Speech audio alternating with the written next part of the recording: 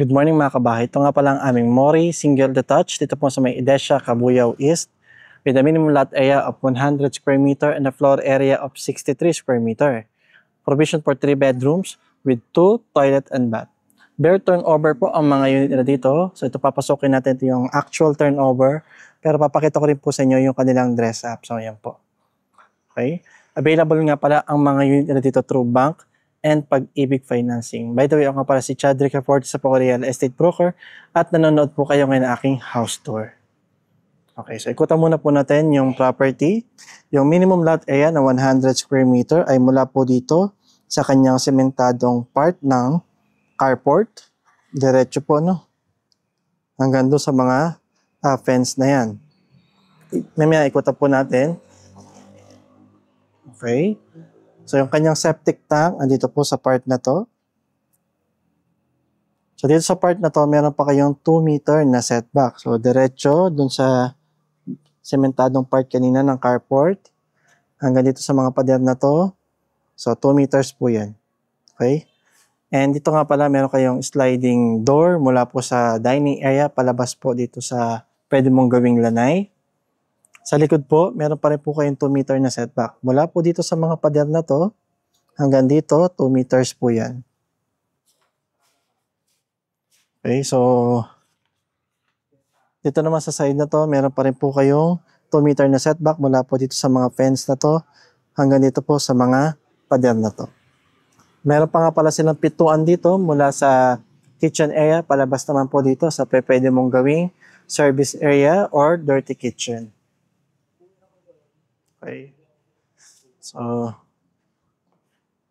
pasok naman tayo ngayon sa kanyang main door.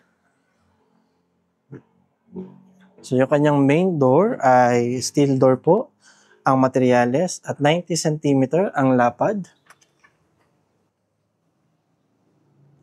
So, pagpasok po ninyo, papansin nyo na wala pa siyang tiles. Pero yung mga pader niya, makinis na, maganda na. Pero possible ipapakoting. Pasensya na kami mga sulat sa kamay. Gawa ng aking mga anak yan. Ano? So, yan po. Papapinturahan nyo pa po yan ng additional coating.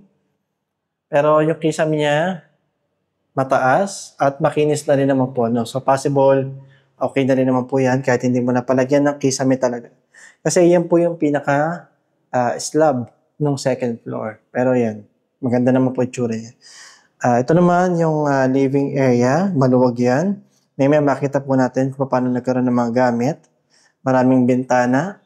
So mga owning type windows po ang kanilang mga bintana. Aluminum. And ito naman po yung kanyang dining area na katabi po ng sliding door. Yung kitchen area niya, so wala pa lang po dito ma-appreciate pero may makita niyo po paano nagkaroon ng mga kalan at refrigerator po. So ito naman yung kanyang sink. Ito naman po yung actual turnover ng toilet and bath sa ground floor. So maganda po yung kanyang lavatory. Okay. So yan po yung actual turnover. No? Ganda. PVC type yung pintuan. So mas maluwag po yung toilet and bath nito compare mo dun kay Sora. Kasi medyo mas maganda yung space ng shower area. So maganda rin yung actual turnover po ng kanyang bowl. And ito yung kanyang actual turnover ng shower head. So ito nga pala, kita mo dito yung mga tubo ng toilet and bath sa second floor. So possible talagang palagyan mo yan ng kisame. At maganda rito, meron siyang bintana po, no? So kaya naman tayo ngayon sa second floor. So yung hagdan niya ay buhos po yan. Matibay. At magaganda rin yung mga railings. So yung design ng railings niya magaganda. So pag-akit po ninyo dito sa second floor, papansin po ninyo na wala pa siyang bed partition, ceiling, at tile. So medyo mainit. Kaya pag nagpalagay ka ng ceiling, palagyan mo na rin ng insulation. So, ganito po yung itsura niya kapag tinurn over sa inyo. So, ito yung pwede magkaroon ng 3 bedrooms. Pero pansin po ninyo, napakaraming bintana, kaya maganda yung ventilation at natural lightings ng bahay na to. So, ito naman yung toilet and bath sa second floor. So, same lang itsura. Wala pa rin kisame. So, same lang naman po, no? So, di ko na kayo masyadong iikot sa toilet and bath. And ito po yung kanyang balcony. So, steel door po ang lahat ng pintuan nila going outside. Tulad nito. Palabas po dito sa balcony. So, steel door po yan. And yung kanyang railings. Okay? So, medyo maliit lang. Pero at least pwede ka maglagay ng maliit na table at magkape-kape dyan. So, punta naman tayo sa kanyang dressed up model. Okay, so ito naman po yung dressed up model ng ating Mori single detached. So, pinaganda lang po nila yung kanilang carport, ginawang tiles, pero same lang po yung laki ng bahay.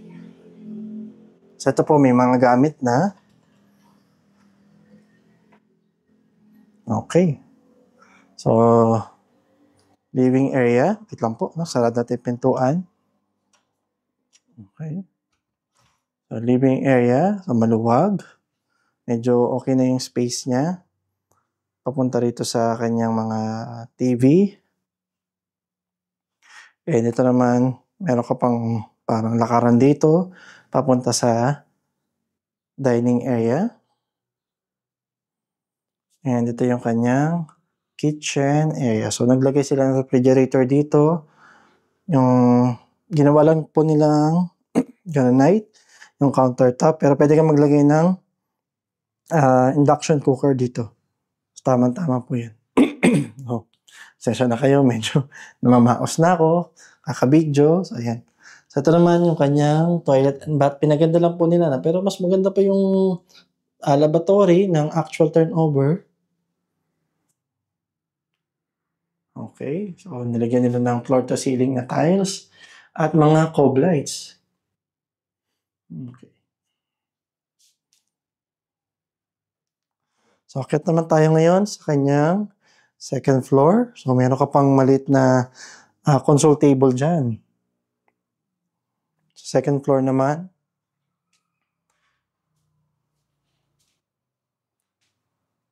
So, may hallway ka mula dito sa pag-akyat po ng second floor papunta dito sa kanyang toilet and bath. So, same lang po yung laki. Ayan, same lang ang laki. So, ito yung mga kwarto, 3 bedrooms. So, hallway, papunta po sa first bedroom. Okay, so single size bed lang nilagay nila. Tama-tama lang yung space. And may pwede ka pang paglagyan ng built-in cabinet. Tulad yan.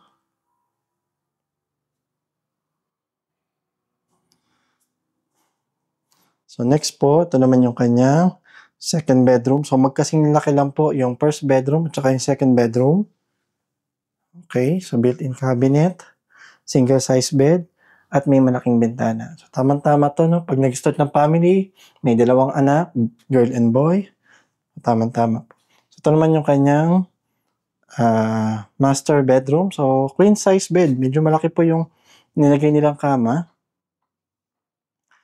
So, naglagay pa sila mga upuan dito pero yun nga, parang hindi mo siya ma-appreciate kasi medyo sakto lang yung space. And ito naman po yung kanyang built-in cabinet, space for built-in cabinet. So, para sa akin, mas maganda sagarin mo na lang dito yung built-in cabinet mo, no? Or maglagay ka ng table pala dito. Ayan. Okay, so ito naman po yung balcony. Okay, so yan po ang aming Sora single detached. So sa computation po, ito po makita nyo ngayon sa screen ninyo. Yan po yung computation for Pag-ibig Financing. Yan po yung total contract price, reservation fee, down payment, monthly amortization at required gross monthly income. And ito naman po yung sa Pag-ibig Finance, bank financing, sorry.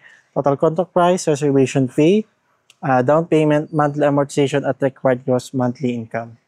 So, sa mga amenity pala, meron silang ilalagay na basketball court, clubhouse, swimming pool na talaga namang maganda kasi ito po yung isa sa mga high-end project po ni Edesha, yung Edesha Cabuyao East.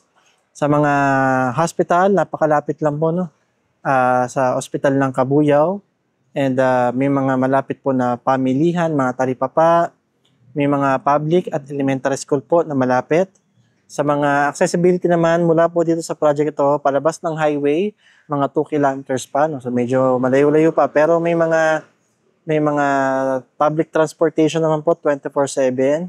So paglabas mo ng highway, may mga jeep going to Manila, Alabang.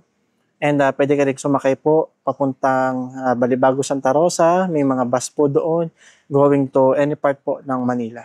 So kung nagustuhan niyo po ang video na to, please paki-share, paki-like at mag-subscribe na rin po kayo dito sa aking Facebook page or YouTube channel.